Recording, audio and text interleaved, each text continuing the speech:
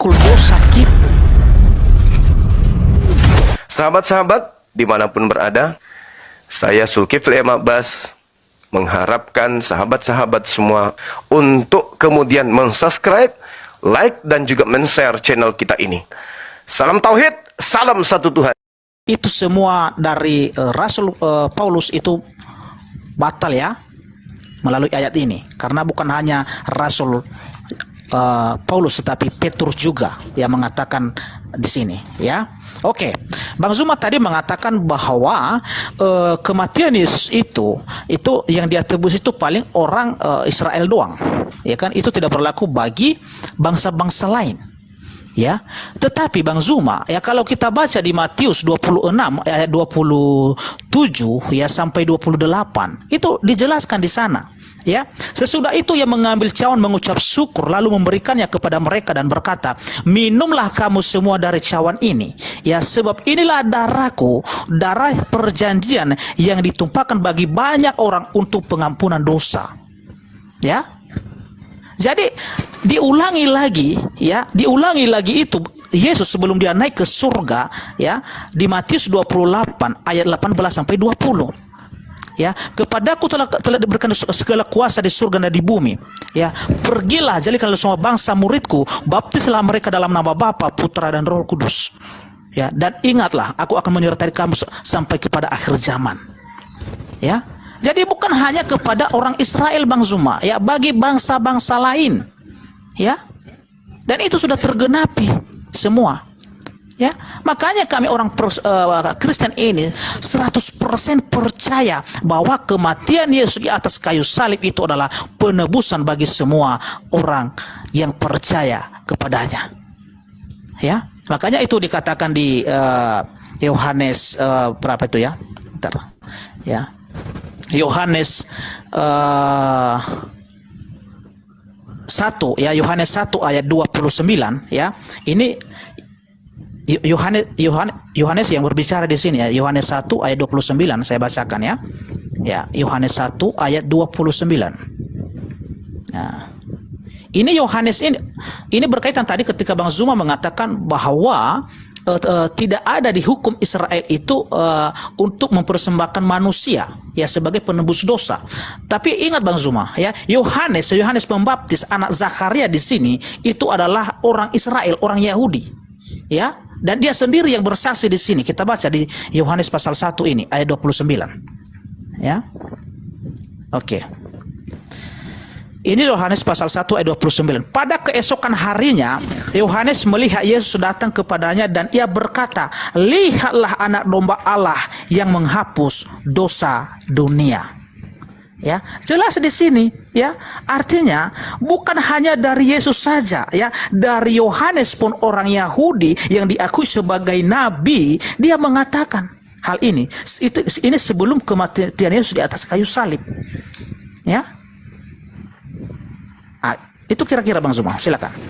Oke, baik. Saya tanggapi dari gimana? Iya Bang Zuma, izin Pak Depi minum dulu ya gitu supaya tidak terlalu tegang Pak. Silakan Guru. Ya, jadi saya tanggapi dari yang di belakang ya. Ketika saudara mengatakan Yohanes itu adalah anak dari Zakaria, itu betul. Tapi yang menulis kitab saudara itu bukan Yohanes anak Zakaria. Coba Anda baca di dalam Yohanes 21 nomor 24 sampai 25. Di situ jelas dikatakan bahwa penulis kitab Yohanes itu bukanlah Yohanes. Itu dulu. Artinya, kalau itu yang kita ingin bahas, validasi tentang kitab Yohanes ini sendiri tidak ada dari Yesus. Maka saya katakan bercampur aduknya informasi di dalam, karena kitab Anda itu adalah karya ilmiah. Nah, kembali kepada tema kita yang tadi. Ketika Anda berbicara mengenai Petrus, Yesus sudah berpesan kepada ke-12 muridnya di dalam Matius 10 nomor 5 nomor 6. Yesus berpesan kepada ke-12 muridnya agar jangan ke bangsa lain. Kalau ada murid Yesus menulis surat untuk bangsa lain, berarti ada dua hal. Yang pertama, murid itu sudah berkhianat atau itu bukan murid Yesus. Karena kalau kita lihat di dalam Kisah Para Rasul 2, di sana Petrus justru memberikan indikasi yang sangat kuat bahwasanya yang disalib dan yang dibunuh itu bukan gurunya Yesus. Coba Anda lihat dalam Kisah Para Rasul 2 di khutbah Petrus. Kisah Para Rasul 2 nomor 31, 32, 33, 34, 35. Anda baca di sana. Apa yang diterangkan kemudian di sana? Jelas di situ dia mengatakan bahwasanya Yesus tidak mengalami kematian. Dan dia ditinggikan kemudian oleh tangan kanan Elohim, bukan ditinggikan oleh manusia. Kalau Yesus mengatakan anak manusia akan disalibkan, ditinggikan oleh siapa? Oleh manusia sendiri. Siapa manusia itu? Orang Romawi, tentara Roma. Tapi ketika Petrus berkhutbah, dia mengatakan bahwa tuannya Daud itu tidak ditinggalkan di dalam alam kubur, dan jasadnya tidak mengalami maut, dan dia ditinggikan kemudian oleh tangan kanan Elohim. Coba Anda baca Kisah Para Rasul 2 nomor 31, 32, 33. Tiga-tiganya jelas dikatakan bahwa Yesus tidak mengalami kematian. Diangkat langsung kemudian, Bang Ferry, syukran. Diangkat langsung kemudian oleh tangan kanan Elohim sesuai dengan apa yang dinubuatkan oleh iblis di dalam Matius 4 ketika dia dicobai. Ketika dia mencobai Yesus. Yesus, jika engkau adalah anak Elohim, anak Allah, anak Tuhan, maka jatuhkan dirimu ke bawah. Sebab Elohim akan mengutus tangan kanannya untuk menatang engkau di tangannya agar kakimu tidak terantuk kepada batu. Itu nubuatan yang tertulis dalam Mazmur 91 untuk Yesus. Ketika Yesus kemudian terancam, maka dia ditinggikan oleh tangan kanan Elohim sesuai dengan khutbah Petrus dalam Kisah Para Rasul 2. Jadi Yesus itu tidak mengalami kematian. Ya, kalau Yesus tidak mengalami kematian, saudara, maka yang keluar dari kubur itu bukan Yesus lagi. Yang datang kemudian untuk Thomas cucuk lambungnya itu bukan Yesus lagi, tetapi oknum yang menggantikan beliau. Itu jelas itu. Nah, ada satu hal yang menarik. Yang pertama, Anda dengan saya tidak bisa menemukan adanya indikasi kuat di dalam kitabnya Yahudi bahwa oknum yang dikutuk Tuhan di atas salib itu adalah oknum penebus dosa. Kita tidak bisa menemukan data itu. Sama sekali nggak ada kita temukan. Anda maupun saya. Karena memang nggak ada. Kecuali cuma mengambil Yesaya 53. Tapi Yesaya 53 itu pun tertolak. Demi ilmu. Kenapa? Di situ ada imam kepala, orang Farisi, mahkamah agama, ahli Taurat berkumpul. Apa yang harus kita lakukan? Karena Yesus semakin banyak pengaruhnya. Kalau kita biarkan, maka orang Roma akan datang merampas tempat suci kita dan bangsa kita. Andai saja Yesaya 53 itu ada nubuatannya, andai saja ada nubuatan nebus dosa pakai darah Yesus, maka Imam Kayafas tidak akan bernubuat.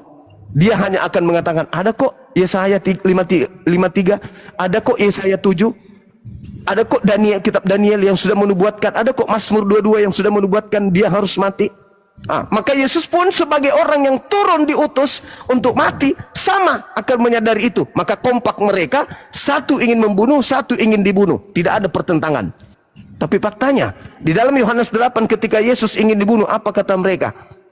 Iblislah yang menjadi bapakmu, dan kamu mau melakukan keinginan-keinginan bapakmu. Orang yang ingin membunuh Yesus malah disebut sebagai anak iblis. Dan Kayafas sebagai imam kepala itu ahli Yesaya, ahli kitab Daniel, ahli kitab Mazmur. Kenapa dia harus bernubuat baru? Kenapa tidak mengambil nubuat yang lain yang sudah ada? Tidak sama sekali. Kayafas bernubuat tahun itu juga bahwa Yesus harus mati untuk bangsa Israel saja.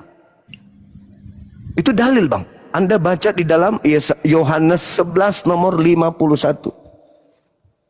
Baca. Makanya di Yohanes 11 nomor 53 dikatakan bahwa mulai hari itu mereka sepakat membunuh Yesus. Nomor 54-nya, Yesus lari kemudian menghindar sampai ke padang gurun Efraim. Di sana tinggal bersama dengan murid-muridnya. Menghindari, tidak mau lagi muncul di tengah-tengah orang Yahudi. Nomor 55, orang Yahudi kemudian membuat sayembara. Siapa yang bisa menemukan Yesus akan diberi hadiah. Itu cerita di TKP, Bang. Itu cerita di TKP. Pudar semua cerita itu. Muncul Kristen membuat yang hilang. Yang muncul kemudian apa? Penebusan dosa. Mati karena dikutuk. mati karena menebus kutuk dosa dan seterusnya. Itu cerita yang disetting belakangan demi untuk melancarkan aksi Kristus palsu yang datang setelah Yesus. Ingat saudara, Yesus mengatakan kepada muridnya, waspadalah kepada penyesat yang datang kepadamu dengan memakai namaku dan berkata, akulah Kristus. Dia akan menyesatkan banyak orang. Kalau yang disesatkan ini hanya Yerusalem, kalau Anda membaca Yehezkiel 5 nomor 12, orang Israel itu sisa berapa? Sisa sepertiga saja dari komunitas mereka yang hidup. Itu tahun 600 sebelum Masehi. Bagaimana tahun 1 Masehi? Ya, 1 Masehi. Berapa jumlah mereka? Tinggal sedikit. Sementara nubuatan Yesus, dia akan menyesatkan banyak orang. Nah, sekarang siapa orang banyak ini yang disesatkan oleh Kristus tersebut? Penyesatnya mengaku Kristus. Matius 24 nomor 4 nomor 5. Waspadalah kepada penyesat yang datang kepadamu dengan memakai namaku dan berkata, akulah Kristus. Apa hubungannya dengan penyaliban? Baca Matius 24 nomor 24. Kristus palsu dan nabi-nabi palsu. Jadi ada dua nih. Level tertinggi adalah Kristus. Kristus ini mengutus nabi. Ada Kristus palsu, ada nabi palsu. Akan datang dan akan melakukan banyak mujizat. Sekiranya mungkin menyesatkan banyak orang. Dan menyesatkan orang-orang pilihan juga. Nah, itu hubungannya dengan penyaliban. Ketika penyaliban ini terjadi, keluar orang dari kubur hari ketiga, orang ini datang menemui Paulus. Paulus kemudian menjadi rasul utusan. Dia menerima kemudian firman dari Kristus, menulis 13 buku, lahirlah agama Kristen. Itulah orang banyak yang disesatkan oleh Kristus palsu tersebut. Silakan. Termute Pak Pendeta Depi, itu ke mute. Baik, sungguh menarik apa yang disampaikan oleh Bang Zuma ya saya tanggapi. Oke, ya pertama-tama yang saya tanggapi tadi ketika Bang Zuma mengutip Kisah Para Rasul 2 ayat 30. Ya, saya coba bacakan ya, Kisah Para Rasul pasal 2 ayat 30 ini. Ya. Ini Bang Zuma sudah gagal paham dan perlu belajar lagi untuk Alkitab ini, Bang Zuma. Ya. Ya. Saya baca ya. Tetapi ia adalah seorang nabi dan ia tahu bahwa telah berjanji kepadanya dengan mengangkat sumpah bahwa ia akan mendudukan seorang dari keturunan Daud sendiri di atas tahtanya. Ya. Itu ayat itu Bang Zuma tidak berhenti sampai di situ. Bahkan ayat di 31 ini ya lebih menegaskan di sini apa katanya ya. Karena itu ia telah melihat ke depan dan telah berbicara tentang kebangkitan Mesias ketika ia mengatakan bahwa dia tidak ditinggalkan di dalam dunia orang mati dan bahwa dagingnya tidak mengalami kebinasaan. Ya.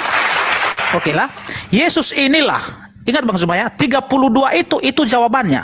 Ya, Yesus inilah yang dibangkitkan Allah dan tentang hal itu kami semua adalah saksi. Yang berbicara di sini adalah Petrus, Bang Zuma. Ya, jadi puji Tuhan karena Bang Zuma sudah mengakui ayat dari Kisah Para Rasul pasal 2 ayat 30 dan 31 ini, walaupun hanya Bang Zuma berhenti sampai di situ, tetapi jawabannya adalah ada di ayat 32. Ya. Berarti ini Bang Zuma sudah mengakui bahwa Yesus itu adalah sudah bangkit dari antara orang mati. Oke Bang Zuma, terima kasih Bang Zuma. Oke ya. Iya. Bang Zuma tadi mengatakan bahwa Yesus ini sebenarnya digantikan oleh orang lain. Ya, ada beberapa konsekuensi Bang Zuma kalau kita Bang Zuma mengatakan bahwa Bagaimana? Yesus itu digantikan oleh orang lain. Ya, bagi kami orang Kristen, ya itu kalau bukan Yesus yang di atas kayu salib itu, Bang Zuma, ya pertama-tama bagaimana tadi kesaksian Yesus tentang dirinya sendiri di Matius pasal 17 ayat 22 dan 23. Saya baca dulu Bang Zuma ya. Oke. Matius 17 ayat 22 dan 23, ya. Pada waktu Yesus dan murid-muridnya bersama-sama di Galilea, ia berkata kepadanya, Anak Manusia akan diserahkan ke dalam tangan manusia, dan mereka akan membunuh dia, dan pada hari ketiga ia akan dibangkitkan. Jadi yang saya percaya di sini, asumsi dari Bang Zuma atau pernyataan dari Tuhan Yesus itu sendiri. Itu satu. Kedua, ya, konsekuensinya Bang Zuma, kalau Bang Zuma mengatakan sekarang bahwa bukan Yesus yang disalib, ya, itu di atas kayu salib itu Bang Zuma ada 7 yang perkataan Tuhan Yesus yang ia katakan di atas kayu salib yang tidak mungkin dilakukan oleh oknum yang lain selain Yesus itu sendiri. Karena kenapa? Yesus pernah berkata, ya, kasihilah musuhmu dan berdoalah bagi mereka yang menganiaya kamu. Ya, jangan membalas kejahatan dengan kejahatan, tetapi balas kejahatan dengan kebaikan. Ya, tetapi ketika Yesus di atas kayu salib Bang Zuma, apa katanya di situ? Kita baca itu di Lukas 23 ayat 24, ya. Dia berkata demikian. Ya Bapa, ampunilah mereka karena mereka tidak tahu apa yang mereka perbuat. Itu satu Bang Zuma. Kalau bukan Yesus itu, ya. Ya, inilah keistimewaan Yesus itu. Artinya semua yang ia ajarkan, hukum-hukum yang ia ajarkan kepada para muridnya selama ia 33 tahun 6 bulan di dunia ini, dia sudah genapi itu sama Bang Zuma. Dan di atas kayu salib itu ketika dipaku tangannya, ya, ketika darahnya tercurah, ya, dia merasakan sakit, bukan kata kutukan yang keluar dari mulut, tetapi dia mengampuni. Ya, di Lukas 23 ayat 24. Ya. Ya Bapa, ampunilah mereka. Kedua, ya, kalau bukan Yesus yang di atas kayu salib itu, ada orang yang disalibkan di sebelah kanannya, ya, dan ketika di sebelah kanannya ini kita baca, ya, itu di Lukas 23 ayat 43. Kita baca, ya.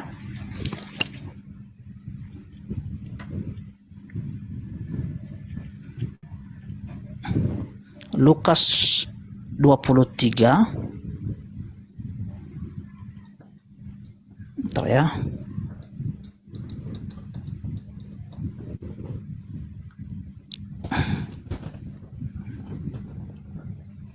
Ayat 43.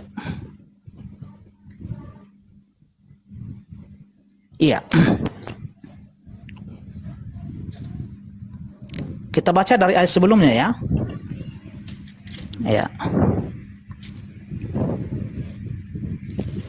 Dari ayat 39 aja kita baca biar jelas Bang Zuma, ya. Injil Lukas pasal 23 ayat 39 sampai 43. Seorang dari penjahat yang digantung itu menghujat dia, katanya, bukankah engkau adalah Kristus? Selamatkanlah dirimu dan kami. Tetapi yang seorang menegur dia, katanya, tidakkah engkau takut juga tidak kepada Allah, sedang engkau menerima hukuman yang sama? Kita memang selayaknya dihukum, sebab kita menerima balasan yang setimpal dengan perbuatan kita. Tetapi orang ini tidak berbuat sesuatu yang salah. Lalu ia berkata, Yesus, ingatlah akan aku apabila engkau datang sebagai raja. Apa kata Yesus? Kata Yesus kepadanya, aku berkata kepadamu, sesungguhnya hari ini juga engkau akan bersama-sama dengan aku di dalam Firdaus. Itu kedua Bang Zuma. Kalau ini orang lain, tidak mungkin berani dia menjanjikan Firdaus itu kepada orang yang di sebelah kanannya itu. Itu dua. Ketiga Bang Zuma, ya, itu karena Bang Zuma tadi membantah, menyanggah bahwa bukan Yesus yang disalibkan. Ya, ketiga, ya, Yesus ini kan punya ibu, ya, yang bernama Bunda Maria, ya. Itu di Yohanes 19 ayat 26, ya, dan 27. Apa kata Yesus, ya, kepada murid yang ada pada saat itu? Itu kepada Yohanes, inilah ibumu. Kalau bukan Yesus itu, mana berani dia mengatakan kepada salah satu muridnya yang ada pada saat itu, ya, menunjuk kepada bundanya Maria, ya, inilah ibumu. Itu ketiga Bang Zuma. Keempat, ya, ketika Yesus mengatakan di atas kayu salib, Eli Eli lama sabachthani, Allahku Allahku, mengapa engkau meninggalkan aku? itu sudah dinubuatkan itu Bang Zuma, dan itu tergenapi di atas kayu salib. Ya, kalau kita baca itu ya, Matius 27 ayat 46. Ya, dan itu di kitab Mazmur ada itu, nubuatan itu ada di kitab Mazmur. Ya, dan itu tergenapi di atas kayu salib. Kalau orang lain tidak mungkin orang itu mengeluarkan kata-kata itu, Eli Eli lama sabachthani. Tidak mungkin orang lain menggenapi nubuatan itu Bang Zuma. Ya. Kelima, ya. Yohanes 19 ayat 22 ketika dia mengatakan aku haus, dan itu adalah ada di nubuatan itu Bang Zuma. Ya. Oke, Pak Depi, Keenam. sudah terlalu panjang, kalau bisa batas 5 aja. Ya, oke, silakan. Oke, sampai di situ silakan. Sudah 10 menit. Jadi saya katakan bahwa kitabnya orang Kristen ini, Paulus aja nulisnya itu tahun 50-an. Jadi puluhan tahun setelah tragedi penyaliban. Dan kitab mereka ini bukan ditulis untuk orang-orang Yahudi yang ada di Yerusalem, bukan. Jadi dicocok-cocokkan. Ingat, sekali lagi saya katakan, kitabnya orang Yahudi dalam Septuaginta yang diterjemahkan abad ketiga sebelum Masehi itu diterjemahkan kemudian atas instruksi Kaisar Ptolemy II kepada 72 rabi-rabi. Diterjemahkan untuk mereka yang hidup sebagai orang Roma. Kalaupun ada orang Ibrani orang Yahudi, mereka sudah asing dengan bahasa Ibrani itu. Jadi dicocokkan. Makanya tadi saudara kita ini mencocokkan ke Mazmur, mencocokkan ke Yesaya, mencocokkan, semua dicocokkan. Itu muncul belakangan Bang. Penulis Bible tidak hadir pada saat penyaliban. Dan ingat, kita belum selesai di situ. Penyaliban itu apa? Kutuk atau berkat? Mungkin Yesus Anda yang disalib. Tapi merubah kutuk? Enggak merubah kutuk. Penyaliban itu tetap aja kutuk. Anda mau mengatakan itu Yesus, semakin nyata kalau Yesus itu adalah makhluk yang dikutuk oleh Tuhan yang kemudian Anda sembah. Sedangkan pola dalam agama Yahudi, nebus dosa ya hewan, bukan manusia. Semakin Anda memperkuat alibi Anda bahwa itu adalah Yesus, semakin nyata bagi kami bahwa Kristen adalah penyembah manusia yang dikutuk oleh Tuhannya Yahudi. Tidak ada pola di dalam agama Yahudi nebus dosa pakai manusia, apalagi manusia yang dikutuk. Dan satu hal, jangan Anda katakan saya harus belajar Bible. Saudara yang harus banyak belajar Bible. Kembali ke dalam Kisah Para Rasul 2 nomor 30, 31, 32, 33, 34, 35, 36, 37, 38, 39 endingnya. Anda baca 39-nya. Ketika mereka kemudian sudah melakukan penyaliban, mereka diminta oleh Petrus, bertobatlah kalian. Kalau salib itu nebus dosa, ngapain harus bertobat? Dan lucu, Anda membawa Lukas 23 nomor 24. Bapak, ampunilah mereka loh, katanya salib itu nebus dosa. Kok nggak sesuai banget? Terus kemudian Anda mengatakan, dia berkata kepada orang yang di sampingnya, hari ini juga kau bersama dengan aku di Firdaus. Buktinya apa? Ada buktinya hari itu juga dia ke Firdaus? Enggak ada. Bahkan orang Kristen sekarang kalau mati membusuk di kubur, enggak ada ke Firdaus. Jadi itu hanya obat kuping bagi orang yang tak berakal. Sekali lagi saya katakan kepada saudara, khotbah Petrus itu adalah penentu. Di Kisah Para Rasul 2 di sana, satu, di situ ada kesalahan lembaga Bible Indonesia sengaja kemudian memutarbalikkan terjemahan. Data yang ada di Kisah Para Rasul itu bukan membangkitkan Mesias atau kebangkitan Mesias. Anestemi itu artinya dinaikkan, saudara. Dinaikkan, diangkat, bukan dibangkitkan. Kalau dibangkitkan dalam bahasa Yunani itu zao. Anda belajar lagi, zao baru dibangkitkan. Di situ anestemi artinya dinaikkan atau diangkat. Bal rafa'ahullah, diangkat ke atas. Kemudian yang diangkat ini kawan tidak ditinggal di alam kubur. Nomor 31, 32 dan tidak mengalami kematian. Di dalam bahasa Yunani jelas dikatakan bahwasanya diaspora. Diaspora itu artinya tidak mengalami kebinasaan alias tidak menjadi mayat. alias tidak menjadi orang mati, tidak binasa. Tidak binasa artinya tidak mati. Sedangkan dia diangkat oleh tangan kanan Elohim. Kalau Anda membaca Mazmur 118, Anda akan tahu bahwa ternyata Elohim ketika mengangkat kemudian orang seperti Musa, maka yang diutus itu adalah tangan kanannya. Siapa itu? Malaikat-malaikat yang datang kepada Nabi Musa. Anda baca di dalam Mazmur 118, kemudian nomor 16, dan juga ada di kitab Keluaran. Jadi tangan kanan Tuhan itu adalah malaikat yang diutus kemudian untuk menyelamatkan anak-anaknya, hamba-hambanya yang suci. Itu yang perlu Anda pahami. Jadi khutbah Petrus itu bukan berbicara mengenai Yesus yang Anda sembah, tetapi dia sedang berbicara tentang anaknya Maria yang diselamatkan dari kematian. Tidak mengalami pembusukan, tidak mengalami kebinasaan, kemudian dia dagingnya tidak mengalami kematian. Disebut di situ, Bang, disebut Kisah Para Rasul 2 nomor 31, dagingnya tidak binasa. Anda ngerti nggak itu? Dagingnya tidak binasa artinya apa? Tidak mengalami kematian. Sedangkan, nih perhatikan nih, ketika Yesus didatangi oleh orang Farisi di Matius 12 nomor 38, "Guru, berikan kami suatu tanda." Yesus berkata apa? "Angkatan jahat ini minta satu tanda, dan tidak akan diberikan satu tanda apapun kecuali apa? Tanda Yunus.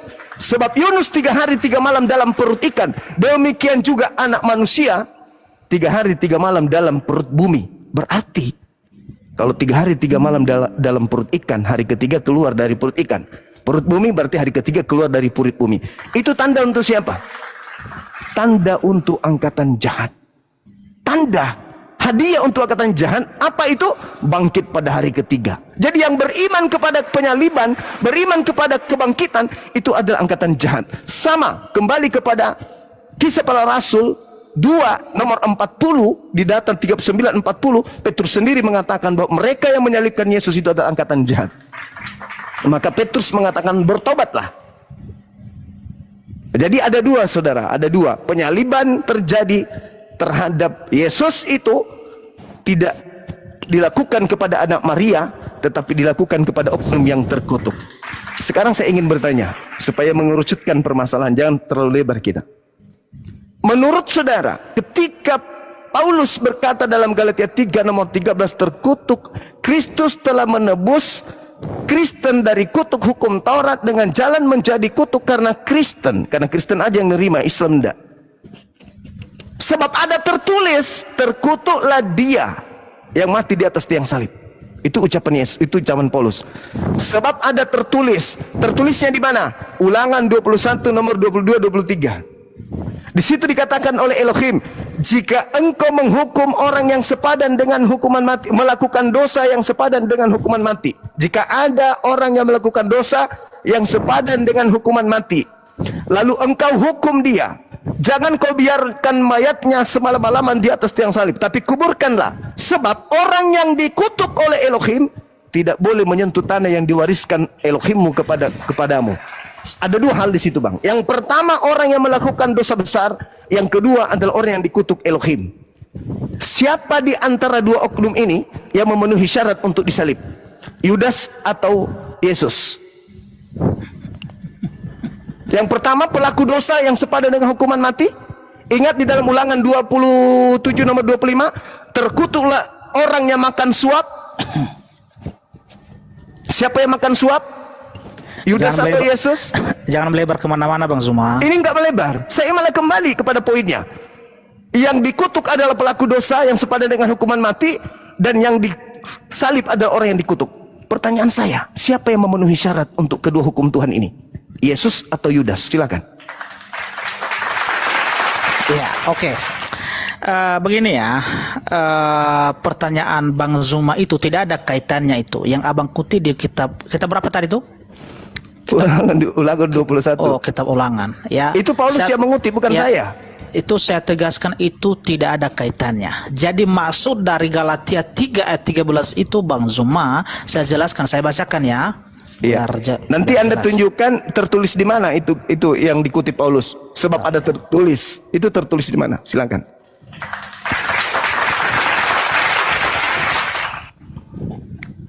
Galatia 3 ayat 13. Oke. Ya, santai-santai aja Pak Pendeta ya, jangan terlalu tegang ya. Iya, oke. Ya. Kristus telah mati, Kristus telah menebus kita dari kutuk hukum Taurat dengan jalan menjadi kutuk karena kita, sebab ada tertulis, terkutuklah orang yang digantung pada kayu salib. Ya, Yesus Kristus telah membuat ini supaya di dalam Dia berkat Abraham sampai kepada bangsa-bangsa lain, sehingga oleh iman kita menerima roh yang telah dijanjikan itu. Ya, pertanyaan saya, pertanyaan di mana tertulis? Sebab ada tertulis, terkutuklah dia yang digantung di atas tiang salib. Itu tertulis di mana, Bang? Oke, saya cari dulu ya. Iya, silakan.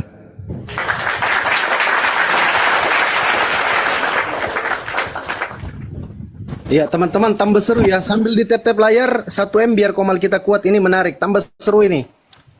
Lanjut tap-tap teman-teman. IDE lalena Bapak, mana saya itu pemotong kuku. Sorry Gang, ku lupa tutup ki.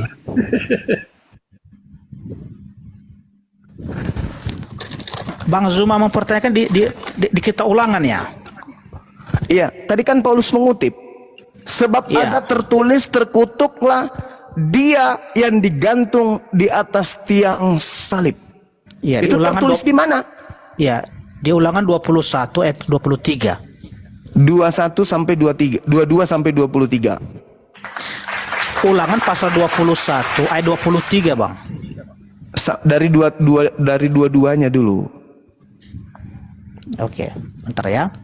Ulangan 20, kita baca ya. Ulangan 21.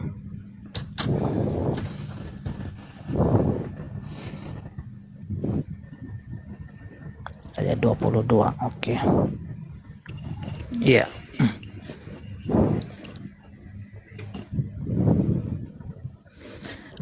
Apabila seseorang berbuat dosa yang sepadan dengan hukuman mati, lalu ia dihukum mati, kemudian kau gantung dia pada sebuah tiang, maka janganlah mayatnya dibiarkan semalam-malaman pada tiang itu, tetapi haruslah engkau menguburkan dia pada hari itu juga, sebab seorang yang digantung terkutuk oleh Allah.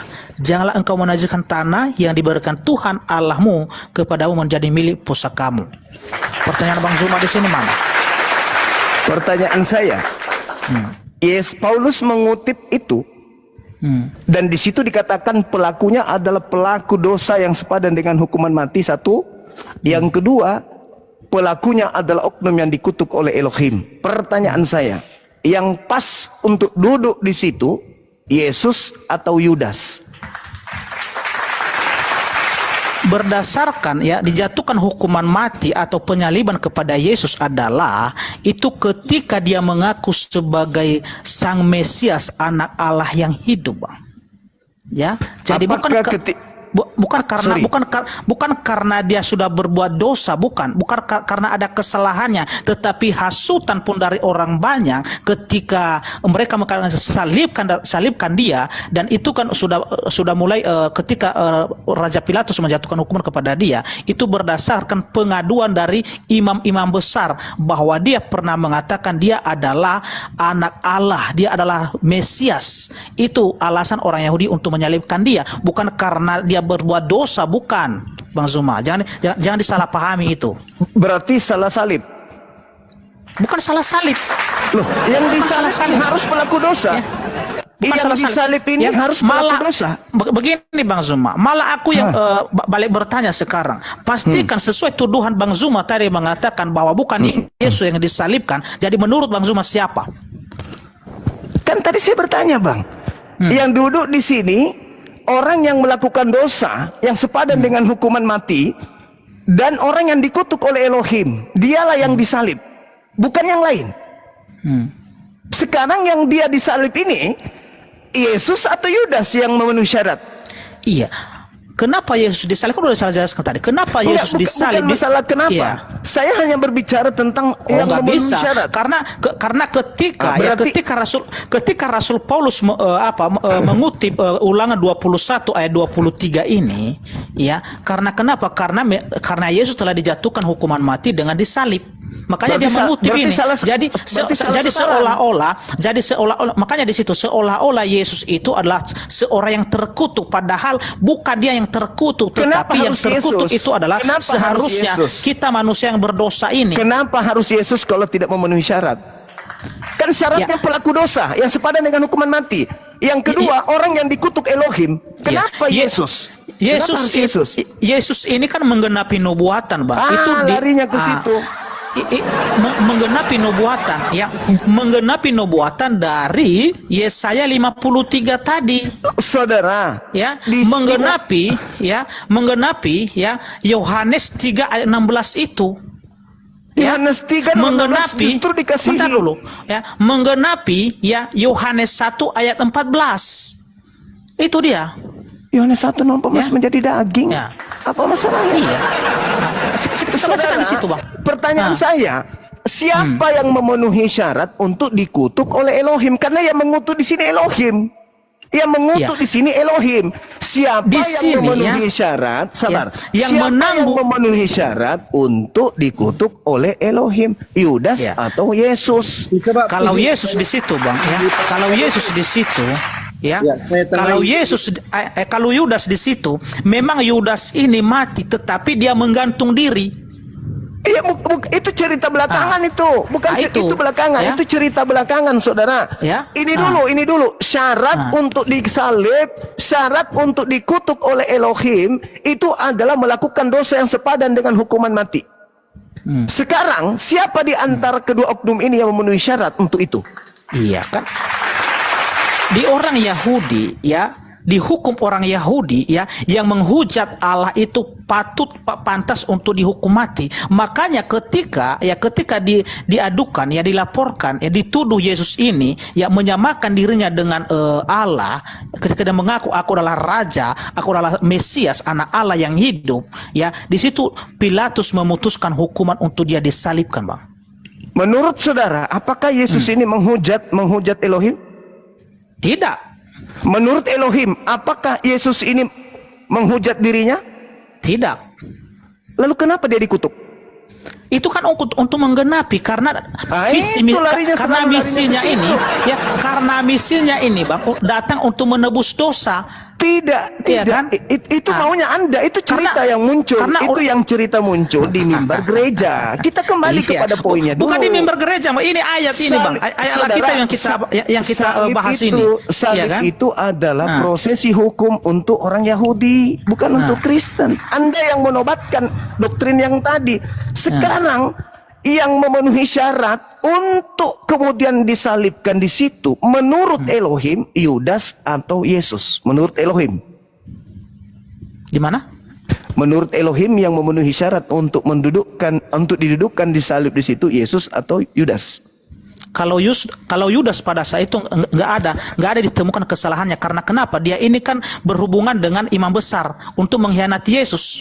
Menurut Ya. Elohim, itu menurut Kristen, karena ingin orang yang berdosa ini yang selamat, yang tidak berdosa yang tidak selamat.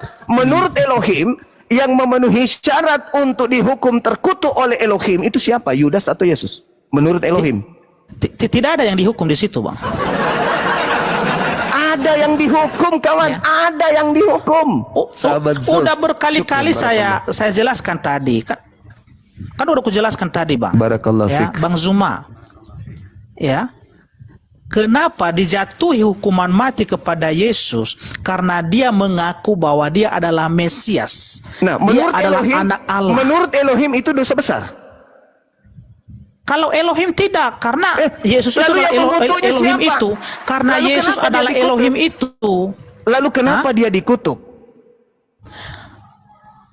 Kalau dia dikutuk tidak dikutuk dia, tetapi ya dia menanggung kutukan itu karena kenapa? Itu tadi kan udah kujelaskan, Pak. Bukan ke situ, itu ajaran Kristen. Itu ajaran Yesaya Kristen. Yesaya 53 dari ayat 6 itu kan sudah menjelaskan. Itu ajaran Ya? Kristen, kawan. Yang saya tanya ini ajaran Elohim.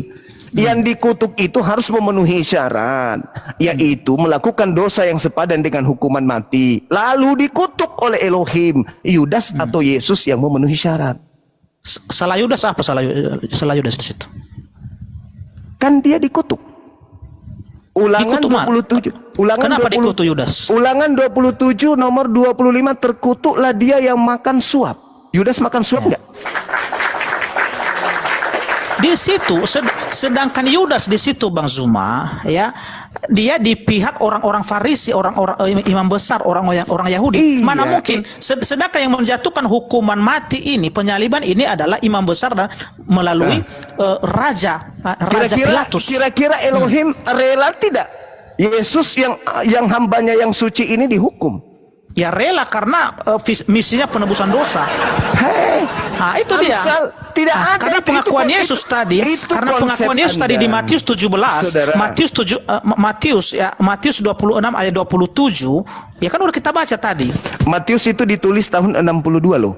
Oh, itu masalahnya kalau abang nggak percaya itu masalahnya. Bukan, ini kita berbicara mengenai Matius. Iya. Artinya tulisan itu muncul untuk dicocok-cocokkan dengan pesanan Roma. Bukan dicocok-cocokkan, Bang. Oh, Ya, iya ini dong. sudah sesuai Sekarang kalau ini. tidak dicocokkan, sekarang kalau sebuah dicocokkan- nubuatan itu sudah tergenapi dalam diri Itu Yesus. dia karena Nah, itu Kristen. dia. Kalau Anda mengatakan nubuatan itu tergenapi, ini dulu lewati dulu satu ini. Siapa yang memenuhi syarat untuk dikutuk oleh Elohim? Yudas atau Yesus? Yudas itu kan sudah menghukum dirinya sendiri, sudah menggantung diri. Sebelum kawan.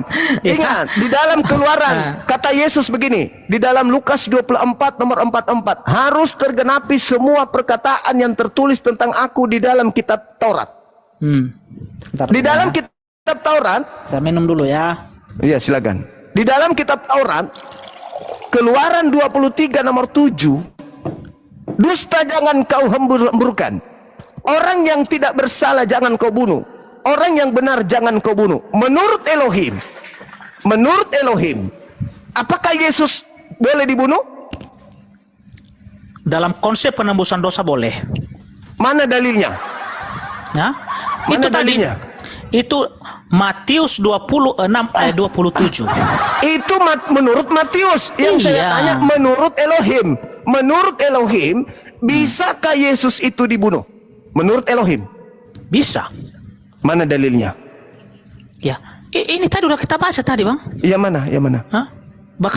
Bahkan Yesus sendiri yang mengatakan dia Enggak, akan Elohim. mati. Yang saya tanya Ya? Elohim. Yang saya tanya Elohim. Menurut Elohim, bisa tidak Yesus manusia suci, hambanya yang suci ini dikorbankan untuk nebus dosa-dosa orang Roma, orang-orang berdosa? Boleh nggak?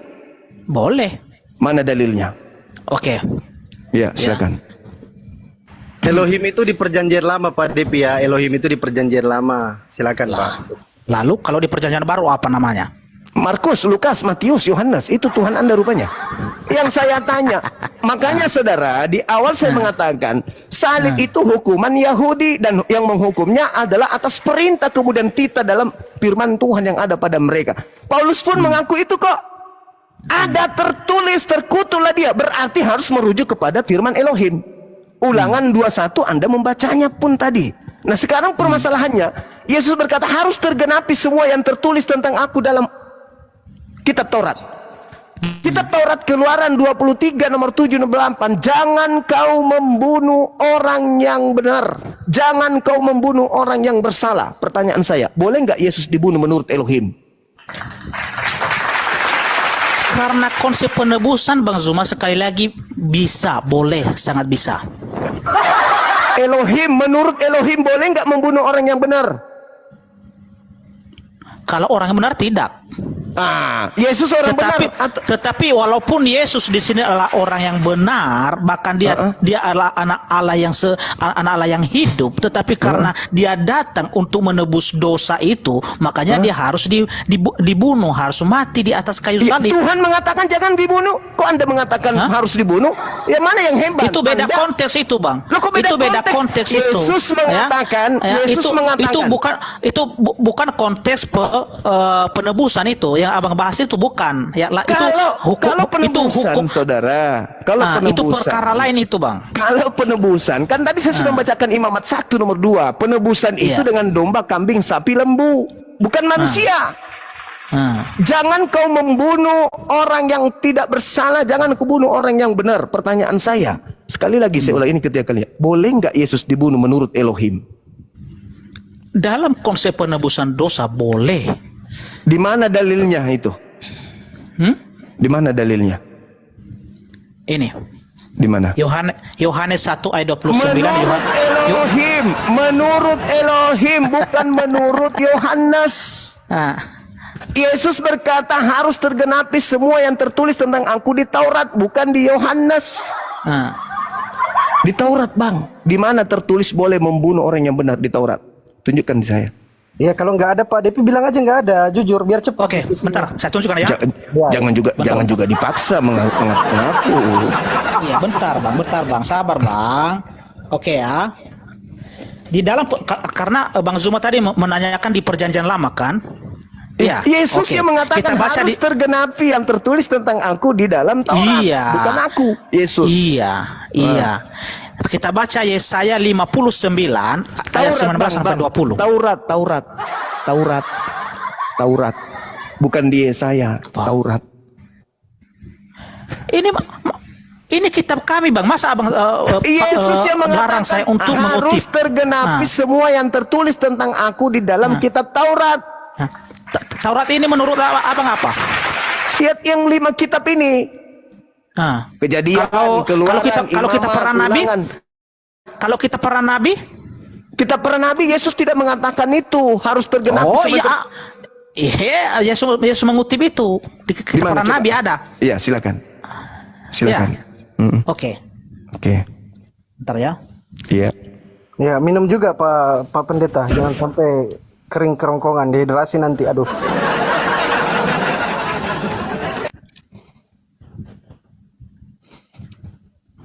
Bentar Bang ya. Iya.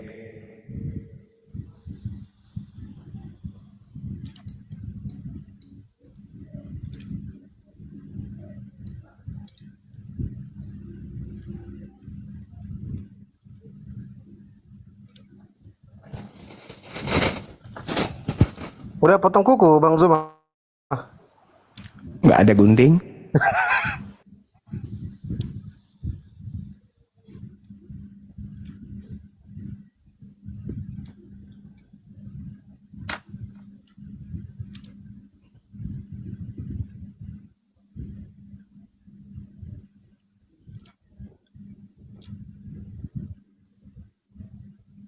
Ya sabar ya teman-teman ya, nggak apa-apa, santai-santai aja kita. Nggak usah terlalu tegang ya diskusinya ya teman-teman yang di bawah ya. Sambil tap-tap layar, yang belum minum kopi dulu. Santai aja kita. Kau itu tahu santai kok, tapi ini lawan tak. Membalas tahu kau. Jangan gitulah, jangan gitulah. Iya ya, siap. Ya, santai terus. Iya, oke. Ini ya di Lukas 24 ayat 44.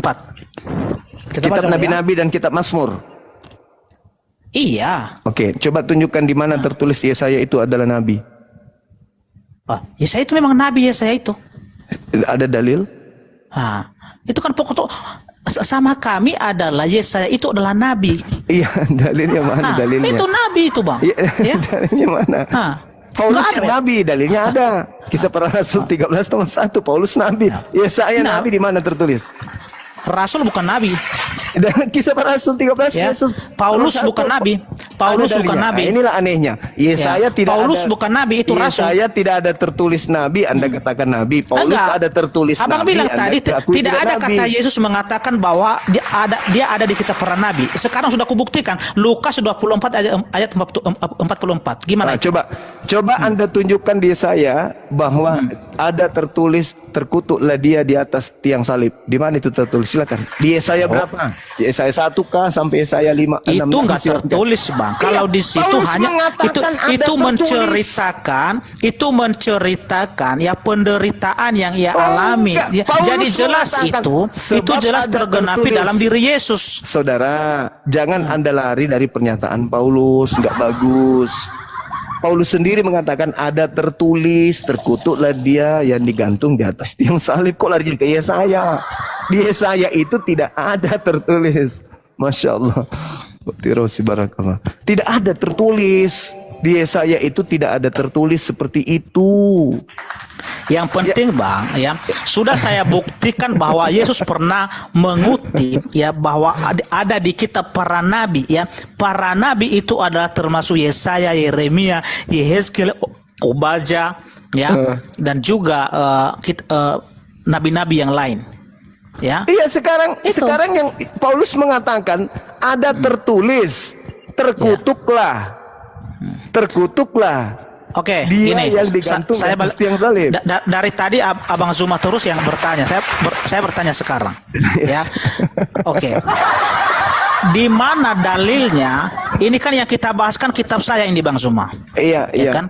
Di mana dalilnya di dalam Alkitab ini mulai dari Injil Matius sampai Wahyu mengatakan ya bahwa Yesus bukan Yesus yang disalib, karena Bang Zuma tadi sempat menuduh begitu ya kan, bahwa bukan Yesus yang disalib tetapi orang lain. Silakan Bang Zuma, di mana datanya? Matius 24 nomor 24. Oke, kita baca ya. Ya, silakan. Matius 24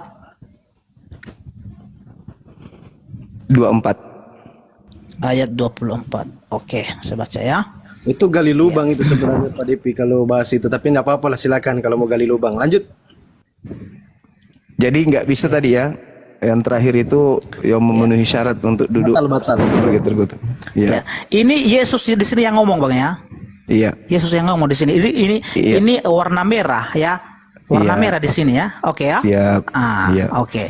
Sebab Mesias palsu dan nabi-nabi palsu akan muncul dan mereka akan mengadakan tanda-tanda yang dahsyat dan mujizat-mujizat sehingga kiranya mungkin mereka menyesatkan orang-orang pilihan juga. Di mana di sini mengatakan bahwa Yesus tidak disalibkan tetapi orang lain. Di mana, Bang?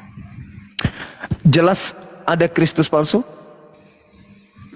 Yang saya tanyakan tadi ya, di mana dalilnya di dalam Injil mulai dari Matius sampai Wahyu mengatakan bahwa bukan Yesus yang disalib tetapi orang lain. Dalilnya mana, Bang?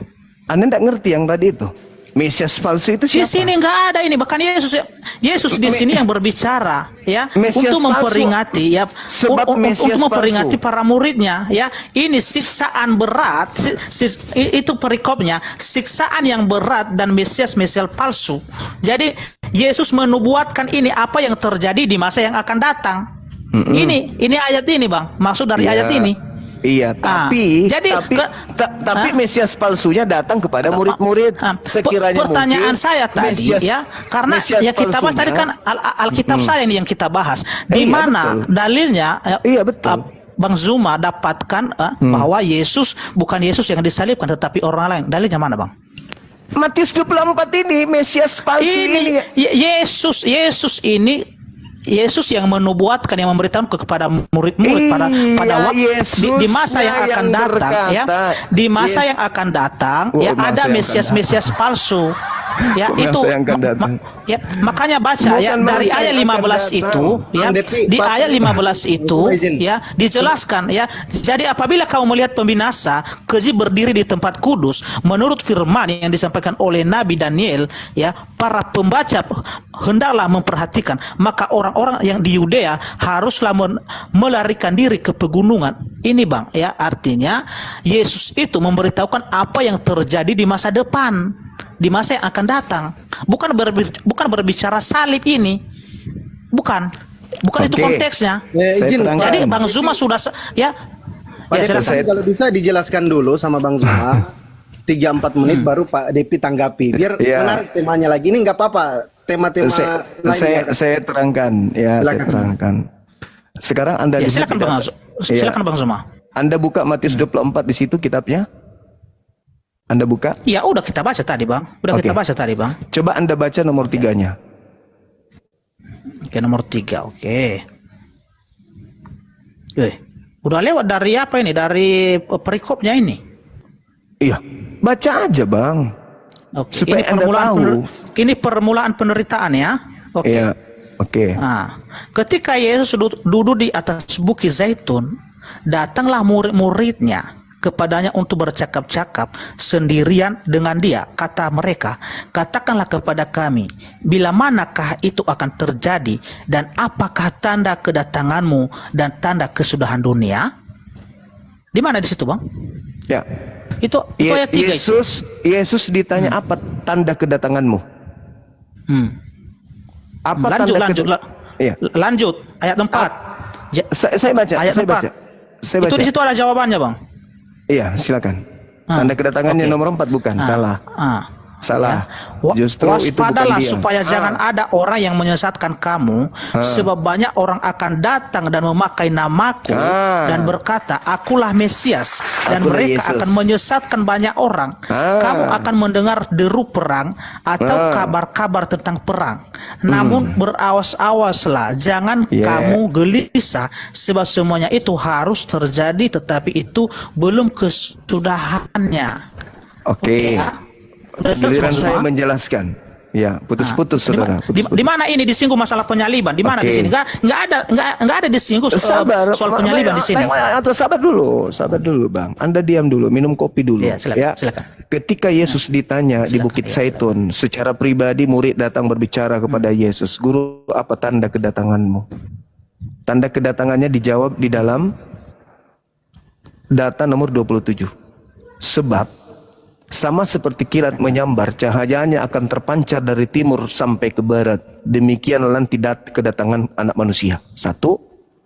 Nomor 30. Tanda kedatanganku, matahari menjadi gelap, bulan tak bercahaya, bintang-bintang berjatuhan, kemudian kuasa-kuasa langit akan berguncang, akan nampak aku di tengah-tengah langit, seluruh manusia akan meratap dan seluruh manusia akan melihat aku. Itu tanda kedatangan aku. Nomor 23-nya. Jadi apabila ada orang berkata ada Mesias di sini, ada Mesias di sana, jangan kamu percaya. Camkanlah, aku sudah mengatakannya kepadamu terlebih dahulu. Jika ada orang berkata ada Mesias di padang gurun, ada Mesias dalam bilik rahasia, jangan kamu percaya. Itu bukan Yesus. Anda sudah paham sampai sini? Udah nangkap di sini? Sebab Mesias-Mesias palsu dan nabi-nabi palsu akan datang dan akan melakukan banyak mukjizat, sekiranya mungkin akan menyesatkan banyak orang. Mari kita masuk ke dalam intinya, membuktikan bahwa yang mati di salib itu bukan Yesus. Boleh? Silakan. Oke. Buka sekarang kitab Anda, Markus 14 nomor 50. Oke. Kenapa lari dari sini, Bang? Ya, kan harus Kita selesaikan ini dulu. Mereka ini Bentar dulu, Iya. biar saya tanggapi dulu ini. Biar saya tanggapi dulu. Silakan. Matius Saya ini, simpulkan ya. dulu 10 detik Oke ya. tentang ini. Nanti Di Matius 24, 10 detik. oke. 10 detik. Iya. Di Ya, Matius oke. 24 ini, Yesus menasihatkan murid-muridnya di abad pertama, angkatan pertama, bahwa akan datang Mesias palsu dan nabinya untuk melakukan banyak mujizat, sekiranya mungkin menyesatkan murid-murid pilihan juga. Itu kesimpulan saya. Tanda kalau dia bukan datang, tetapi palsu yang datang, matahari tidak menjadi gelap, bulan masih tetap terang, bintang-bintang tidak jatuh, kemudian kuasa-kuasa langit tidak berguncang, tidak nampak anak manusia di tengah langit, dan manusia di seluruh bumi tidak akan meratap. Kalau ada yang mengaku bertemu Yesus, itu bukan aku, kecuali dengan tanda-tanda tersebut. Silakan, mudah-mudahan Anda paham. Oke, saya tanggapi ya. Ini Bang Zuma luar biasa penyesatan Bang Zuma ini. Ya, karena mulai dari ayat 1 Matius 24 ini ya sampai dengan ayat berapa ayat ini sampai dengan 51 ya tidak ada menyinggung soal penyaliban di sini. Tetapi di sini adalah ya judul perikopnya khotbah tentang akhir zaman, bukan bicara soal penyaliban Bang Zuma. Ya. Oke ya, jadi ini Yesus di sini menjelaskan kepada para murid bagaimana nanti terjadi apa yang terjadi nanti di akhir zaman itu, bukan menceritakan bagaimana penyaliban. Ya, jadi di sinilah saya bilang tadi bersama Bang Zuma ya, silakan Bang Zuma belajar lagi untuk memahami Alkitab. Oke ya, karena semua yang Abang Zuma kutip di sini tidak ada itu diceritakan soal penyaliban. Sedangkan pertanyaan saya tadi ya tunjukkan di dalam ayat Alkitab mengatakan, karena Bang Zuma tadi mengatakan bahwa bukan Yesus yang disalib tetapi orang lain. Di mana datanya itu dalam Alkitab? Tetapi Abang kutip ini bahkan sama sekali pun satu ayat pun di sini tidak ada yang menyinggung soal penyaliban. Oke, silakan Bang Zuma. Ya, ditanggapi lagi, silakan Bang Zuma. Saya heran, titel Anda ini apa? Pendeta atau STT, lulusan Enggak, STT? saya enggak ada sekolah, saya bukan pendeta. Oh, pantasan, wajar. Iya. Pantas. Anda kalau sudah mendengarkan Iya. penjelasan saya tadi Iya, oke, tentang silakan. Galatia 3 nomor 13, ketika saya tanya Anda, siapa yang memenuhi syarat, Yesus atau Yudas? Itu sudah perjanjian baru. Anda mengatakan Yesus yang memenuhi syarat. Anda membantah firman Tuhan. Gini Bang Zuma. Sebenarnya, saudara, diam dulu. Sebenarnya, ketika Anda kepepet tidak bisa mendudukkan Yesus di situ sebagai orang yang dikutuk oleh Elohim, itu sudah terbukti sebenarnya pertanyaan Anda yang terakhir ini. Bahwa menurut kitab Anda sendiri, itu bukan Yesus, tetapi orang yang dikutuk oleh Elohim. Tapi Anda mencoba untuk terjun kemana-mana. Saya kembali kepada data 24 ini, Bung. Kalau ada Yesus penyesat lain dan datang kepada murid Yesus selain yang keluar dari kubur dan yang datang kepada Paulus dan di Pulau Patmos, pertanyaan saya, Kristus palsu yang datang kepada murid Yesus itu yang mana? Yang menyesatkan banyak orang itu yang mana? Yang mengaku akulah Kristus itu yang mana? Tunjukkan ke saya. Ayo. Oke, saya jawab ya. Silakan. Oke, silakan host, perbesarkan saya host, besarkan layar saya host. Ya, gimana? Besarkan layar saya host. Siap. Silakan. Bentar ya, saya putar kamera dulu ya.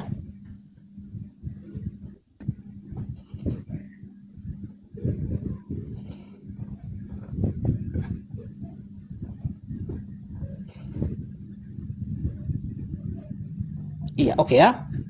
Ini tadi Bang Zuma, nanti saya jawab pertanyaan Bang Zuma. Ini saya tanggapi dulu ya. Ini ya yang Bang Zuma kutip tadi di Matius 24 ini, walaupun kita baca satu perikop ini tidak ada menyinggung soal penyaliban Bang Zuma, tetapi ini judul perikopnya khotbah tentang akhir zaman. Ya. Mau Abang potong-potong pun ayat ini tidak Abang temukan di mana di sini disinggung soal penyaliban. Itu dipotong-potong itu, Bang. Ya. Itu sedangkan pertanyaan tadi saya tadi Bang Zuma tunjukkan dalilnya di mana Yesus bukan Yesus yang disalib tetapi orang lain.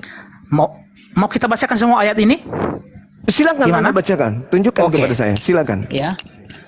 Silakan penonton ya. Lihat baik-baik ya, kita bacakan ini ya. Karena Bang Zuma tadi mengutip ayat ini untuk menjawab pertanyaan saya. Oke ya. Ya. Sesudah itu Yesus keluar dari bait Allah, lalu pergi, maka datanglah murid-muridnya dan menunjuk kepada bangunan-bangunan bait Allah. Ia berkata kepada mereka, "Kamu melihat semuanya itu? Aku berkata kepadamu, sesungguhnya Tidak satu tidak tidak satu batu pun di sini akan dibiarkan terletak di atas batu yang lain. Semuanya akan diruntuhkan. Oke. Lanjut. Ya. Ketika Yesus duduk di atas bukit Zaitun, ya, datanglah murid-muridnya kepadanya untuk bercakap-cakap sendiri dengan dia. Kata mereka, katakanlah kepada kami bila manakah itu akan terjadi dan apakah tanda kedatanganmu dan tanda kesudahan dunia? Jawab Yesus kepada mereka, waspadalah supaya jangan ada orang yang menyesatkan kamu, sebab banyak orang akan datang dengan memakai namaku dan berkata, akulah Mesias, dan mereka akan menyesatkan banyak orang. Kamu akan mendengar deru perang atau kabar-kabar tentang perang. Namun berawas-awaslah, jangan kamu gelisah, sebab semuanya itu harus terjadi, tetapi itu belum kesudahannya. Ya, ya. Sebab bangsa akan bangkit melawan bangsa dan kerajaan melawan kerajaan. Akan ada kegelapan dan gempa bumi di berbagai tempat. Sampai di situ aja Bang Zuma ya. Soalnya lama kita pakai waktu kalau kita baca semua. Ya. Saya boleh tanggapi? Boleh. Bentar Bang. Saya belum selesai. Nanti saya kasih kesempatan Bang Zuma. Bentar ya.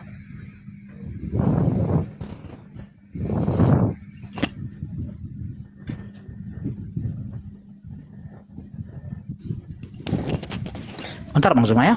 Ya. Ini Bang Zuma, ya udah jelas tadi bahwa ini adalah khotbah tentang akhir zaman. Ya, tidak ada kaitannya dengan soal penyaliban di sini Bang Zuma. Dan apalagi di sini ya Yesus mengatakan bahwa pada saat itu ada deru perang.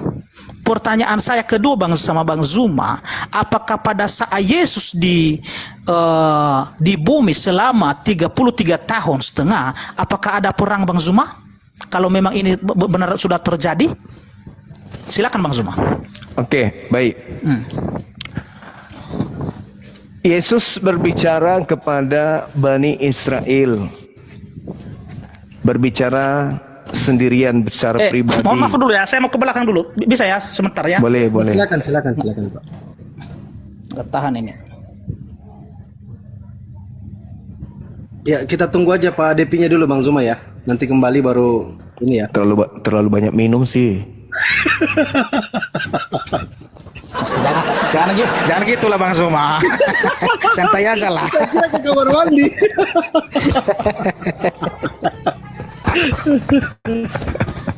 Ya, sambil Pak di mute aja Pak Depi, nggak apa-apa. Kita tunggu Pak Depi nanti kembali baru open cam terus Bang Zuma narasi lagi. Sekaligus kita bacakan sedikit ya. Tapi saya bisa sinden nggak Bang Zuma? Waspadalah, jangan. Siap. Waspadalah agar kamu jangan disesatkan, sebab banyak orang datang memakai namaku dan berkata, akulah Kristus. Mereka akan menyesatkan banyak orang. Apa sih? Papatal misede. Tepuk tangan dulu untuk Tuhan, tepuk tangan untuk Tuhan. Papatal misede.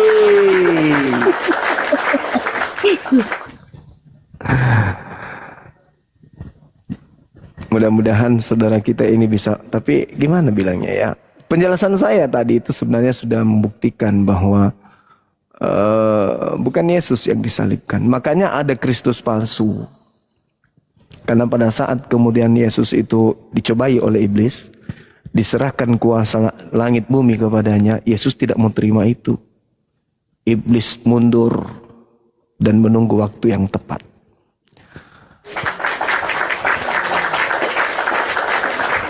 Itu pertanyaan Bang Zuma tadi ada yang chat ini Bang Zuma. Itu kayak tombak. Kalau Bang Zuma bertanya tadi itu seperti tombak langsung ke jantung itu ditusuk. Tepuk tangan untuk Tuhan. Mati dulu.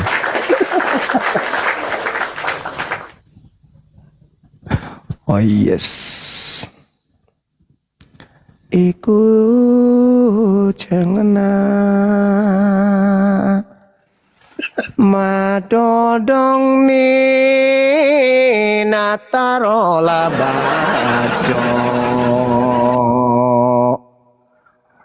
depanaman re si bawa minum nasange ambek nalai reko lauki malolo bawa ki asubolo. Oke, silakan Bang Zuma. Itu bahasa roh kan. Silakan Guru. Oke. Mana HP ku yang satu? Bentar dulu Bang Zuma. Udah tinggal HP ku, bentar dulu ya. Satu lagi. Masih bisa satu Bang Zuma, masih bisa satu. Nasanga ambek nalai nareko lauki malolo da muka lupai bawa asubolo. Oke, silakan. Sudah Santai aja ya. Iya. Tadi itu bahasa roh. Oke, lanjut ya. Ya, silakan Bang. Ya, adanya Mesias palsu karena keadaan itu digunakan oleh iblis. Iblis ingin memanfaatkan nama besar Yesus. Makanya Yesus mengatakan dalam Yohanes 12 nomor 31, Yesus menjelaskan di sana bahwa penguasa dunia datang dan akan dilemparkan keluar. Dilemparkan keluar dari mana? Nanti saudara yang punya tanggung jawab untuk menjawab itu.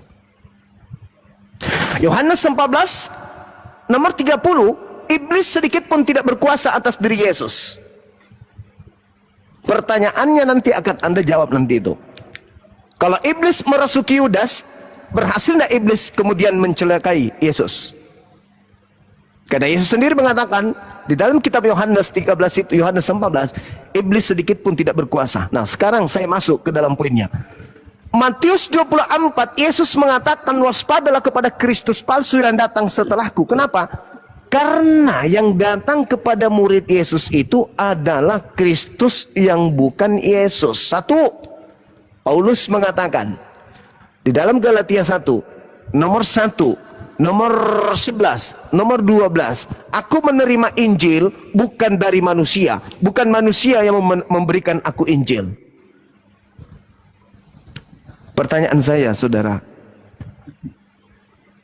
anak Maria ini manusia atau bukan? Saya jawab aja manusia biar singkat ya. Manusia. Manusia kan? Yap. Manusia kan, Bang? Manusia. Berarti yang datang kepada Paulus ini siapa? Galatia 1, nomor 1, nomor 11, nomor 12. Aku menerima Injil bukan dari manusia, tapi dari Yesus Kristus. Silakan. Oke. Inilah sebenarnya sayang banget ya, artinya diskusi kita malam ini karena kenapa sudah melebar kemana-mana. Ya. Loh, kan ditanya Karena, saya, Bang.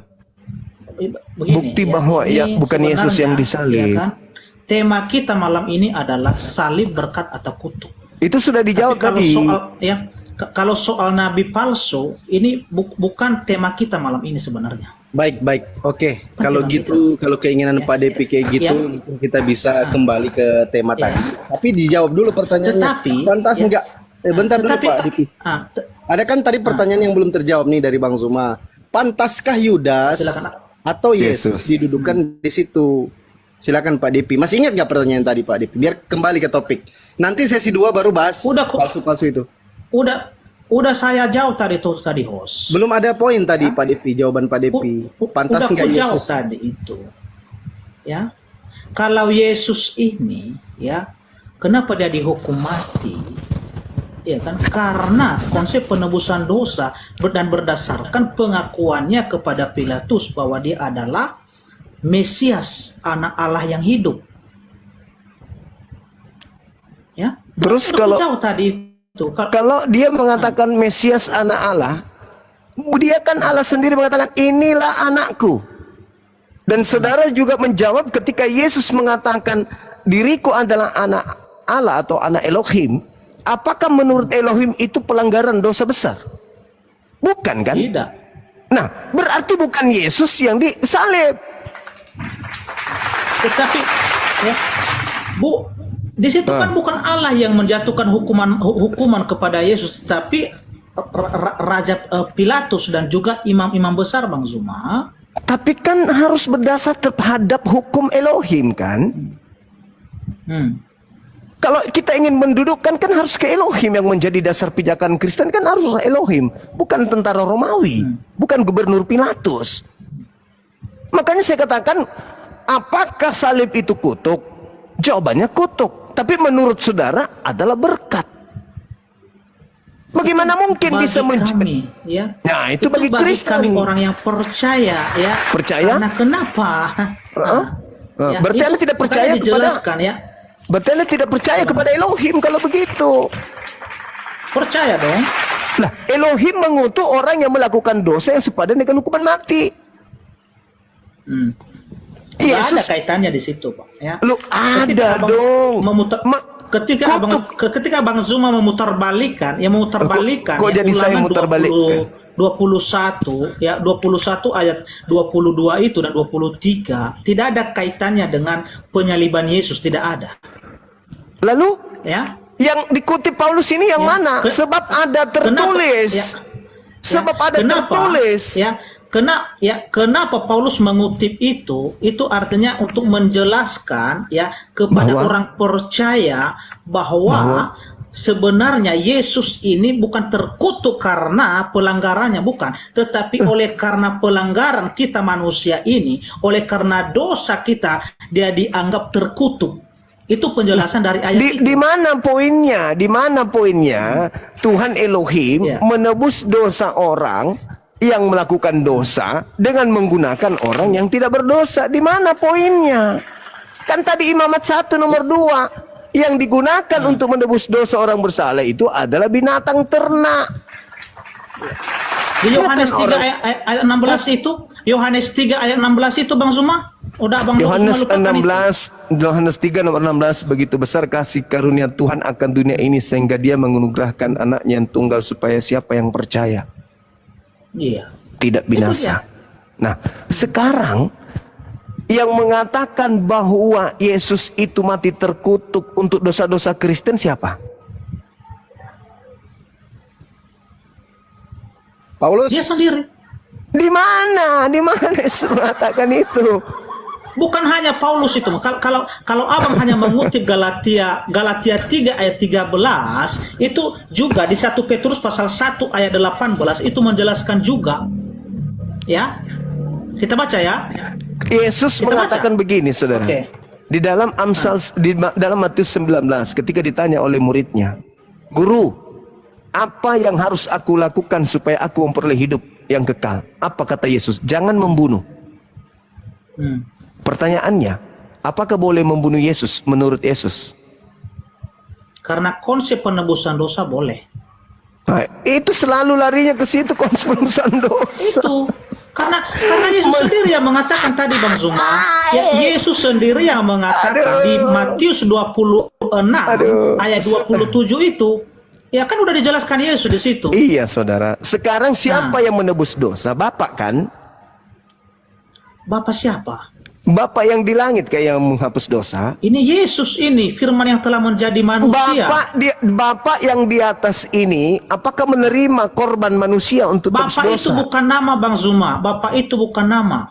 Enggak, Tuhan tempat Yesus berdoa. Apakah menerima tumbal manusia untuk tebus dosa manusia? Itu kan udah ketetapannya itu. Di mana tertulis dia menebus dosa dengan darah manusia? Itu tadi Bang. Di mana? Kita baca tadi di Matius itu. Matius. Kok jadi Matius? Elohim, yang saya katakan Elohim. Di mana? Elohim juga di perjanjian baru, Elohim juga nya itu. Hah? Maksudnya apa ini abangku ini? Di mana ini kan jelas dikatakan di dalam Ulangan 21 nomor 2223 salib itu kutuk. Orang Kristen menjadikan salib itu berkat. Siapa yang mengajarkan orang Kristen salib itu berkat? Para rasul. Bukan Elohim.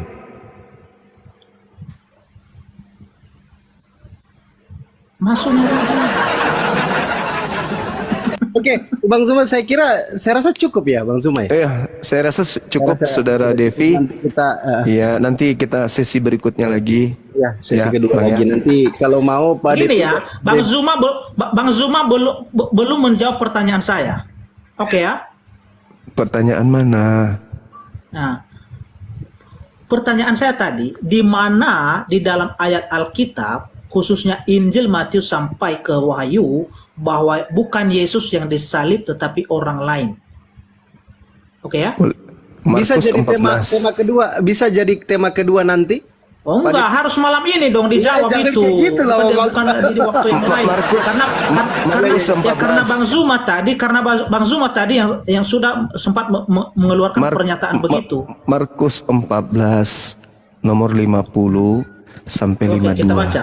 Silakan. Oke, kita baca ya. Iya. Markus. Iya. Belum puas. Markus. Pak Devi, nggak apa-apa. Lanjut. Aku cinta. Markus 14 Nomor ayat 50 sampai 52. Anda cinta buatan Indonesia. Lalu semua murid itu meninggalkan dia dan melarikan diri. Di mana di sini Bang Zuma? Baca sampai 52. Oke. Ya. Ada seorang muda yang pada waktu itu hanya memakai sehelai kain lenan untuk menutup badannya, mengikuti dia. Ya, mereka hendak menangkap dia, tetapi ia melepaskan kainnya dan lari dengan telanjang. Siapa itu yang menggunakan kain lenan? Ini udah lari ini Bang Zuma. Iya, siapa yang menggunakan kain lenan, Bang? Nggak tahu saya siapa. Baca Yohanes 13 nomor 4. Nggak ada kaitannya di situ, nggak ada kaitannya di situ. Harus ada kaitannya karena perjamuan Nggak ada, terakhir, perjamuan Bang terakhir. Zuma jangan menyesatkan di sini. Loh, Nggak ada kaitannya saya kan di situ. bertanya. Saya udah Sekarang- tahu yang abang kutip itu saya udah tahu. Apa itu? Ya, Apa itu? jangan ke sana. Apa itu, Bang? Yang menggunakan kain lenan tidak ditangkap ini Iya. siapa? Siapa? Oke. Saya nggak tahu di sini nggak disebut nama siapa. Nah, makanya baca Yohanes 13 nomor 4. Oke, kita baca Yohanes Iya. 13 nomor 4. Oke. Ayat 4. Injil Yohanes. Yohanes berapa tadi? 13. Yohanes 13 ayat 4.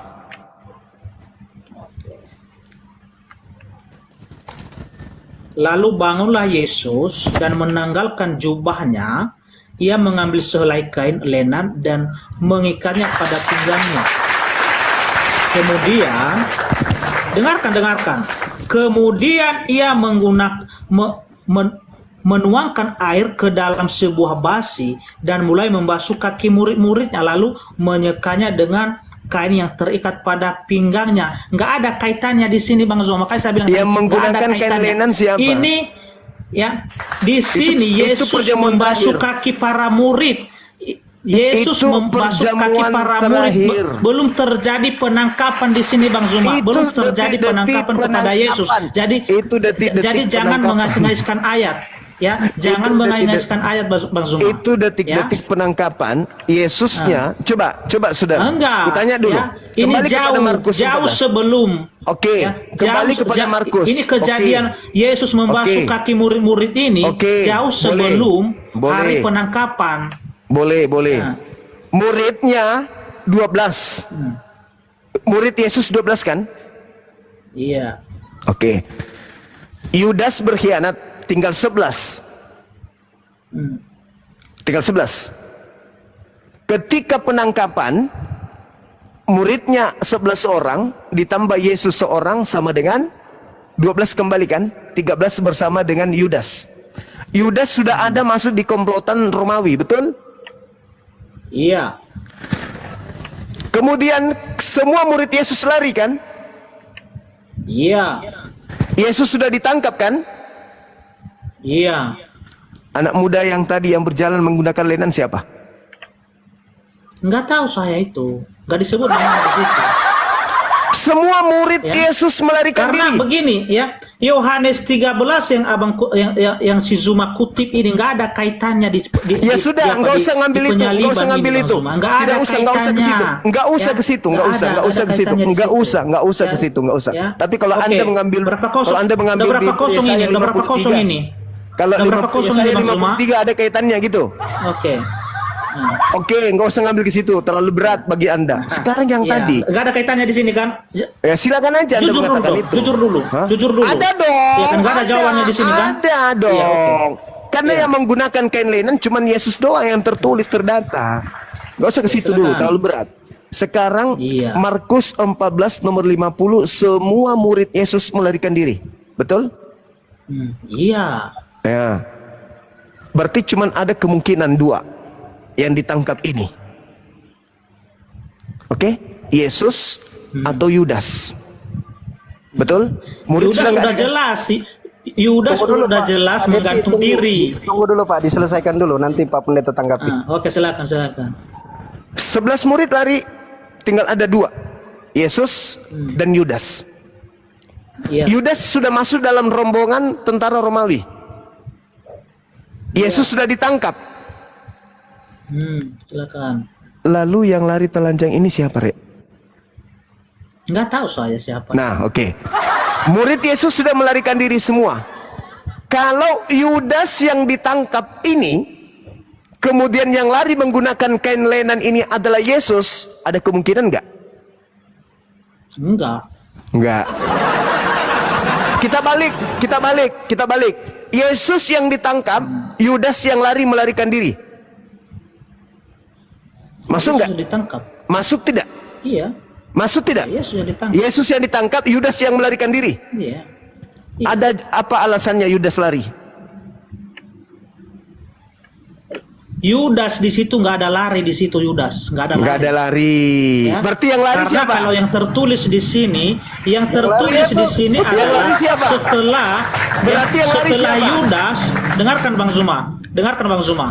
Setelah Yudas mendengarkan ya Yesus sudah dijatuhi hukuman mati, maka uang yang 30 keping perak itu jangan ke situ, ya, jangan ke situ. dilemparkan ya di dalam bait Allah dan Belum dia ke pergi situ. untuk menggantung dirinya. Belum ke situ, Oke belum ke ya. situ. Belum ke situ, Saudara. Itu udah jelas itu. Belum ya. ke situ, belum ke situ. Tadi ada dua kandidat. silakan. Seluruh murid sudah melarikan diri, tinggal dua, Yudas dan juga Yesus.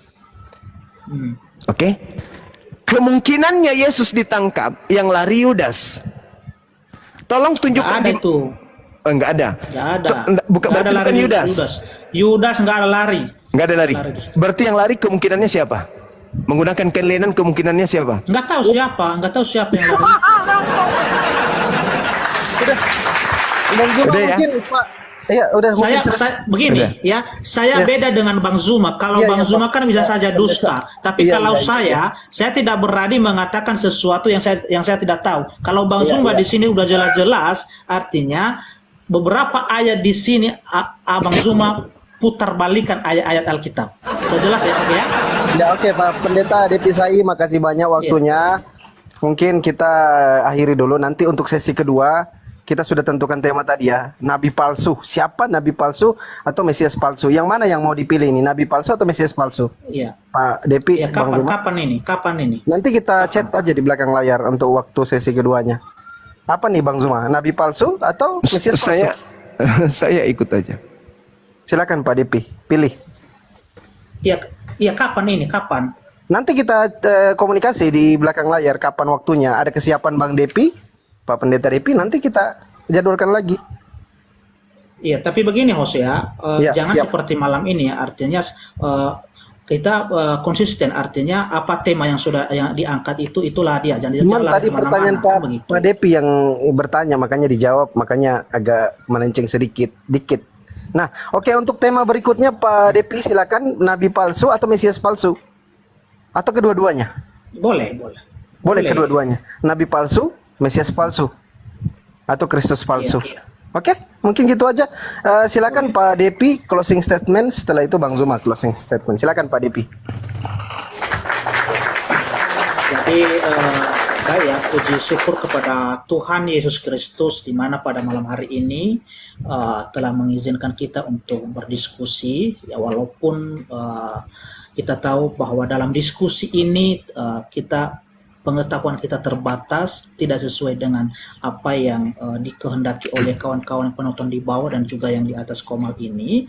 Jadi ini diskusi ini jangan kita jadikan untuk menyimpan dendam atau menyimpan kebencian, tetapi marilah dalam hal ini ya kita mencari kebenaran ya, walaupun tadi Bang Zuma artinya sudah salah mengutip ayat Alkitab untuk mengambil kesimpulan menafsirkan dengan sembarangan, tetapi itu saya ampuni, saya maafkan Bang Zuma di situ. Tetapi biarlah Roh Kudus yang selalu bekerja sama Bang Zuma supaya agar hatinya itu terbuka, diterangi oleh yang kuasa, oleh Tuhan Yesus Kristus, agar besok-besoknya tidak berani lagi untuk memutarbalikan ayat-ayat Alkitab ini. Itu dari saya. Baik, ya, silakan Bang Zuma closing statement yuk. Ya, Ayo. baik. Boleh nyinden, boleh, nggak apa-apa. Sekali. Baik, saudara-saudara sekalian, kita ucapkan banyak terima kasih kepada saudara kita Bang Devi yang telah gagah berani kemudian mewakili Kristen meskipun ilmunya sangat minim ya, tapi yang penting nyali ada, gitu kan ya. Materi kita tentang salib, apakah itu kutuk atau berkat?